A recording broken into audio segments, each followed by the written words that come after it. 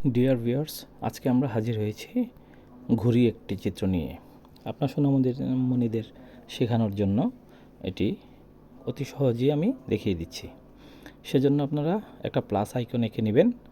এটা স্কেল দিয়ে যদি আপনারা আঁকেন 0 থেকে 4 পর্যন্ত দাগ দিলেই হবে, অথবা 6 পর্যন্ত।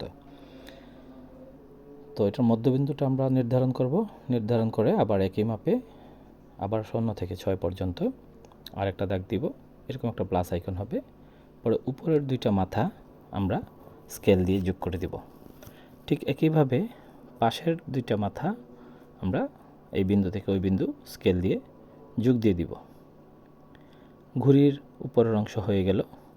এখন নিচের যে অংশটুকু আছে এটা আবার আমরা 0 থেকে 6 পর্যন্ত দিব দুইটা বিন্দুর কেন্দ্র নিয়ে। তাহলেই আপনার ঘুড়ির যে মেইন অংশটুকু সেটুকু হয়ে গেল। ঠিক একইভাবে অপর প্রান্তে আবার 0 থেকে 6 পর্যন্ত আরেকটা রেখা টানব। এভাবে আপনারা অতি সহজেই ঘুড়ি চিত্রটি এঁকে নিতে পারেন, আপনার সোনামণিদের শিখিয়ে নিতে পারেন।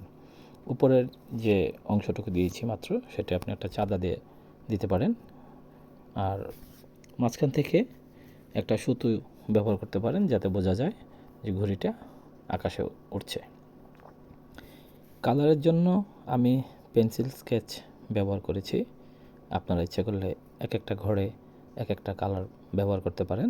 সেক্ষেত্রে রঙের কোনো বিধিনিষেধ নেই, তবে খেয়াল রাখতে হবে একটা হালকা কালারের পাশে যেন একটা কড়া কালার থাকে, তাহলে আপনার চিত্রটা প্রস্ফুটিত হবে খুব ভালোভাবে এবং মার্কসের ক্ষেত্রে কোনো প্রবলেম হবে না।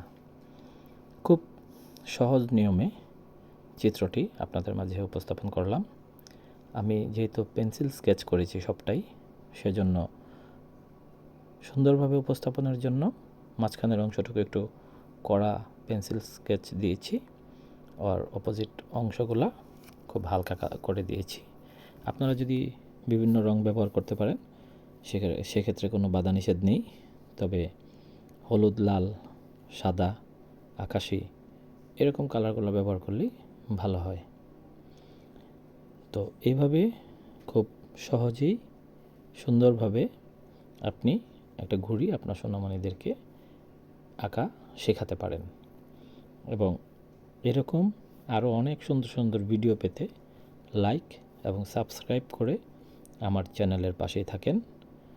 আমার নতুন চ্যানেল, আশা করি আপনাদের অনুপ্রেরণা ভালোবাসায় আবারও নতুন কোনো চিত্র নিয়ে আপনাদের মাঝে হাজির হব। সে পর্যন্ত ভালো থাকবেন সবাই।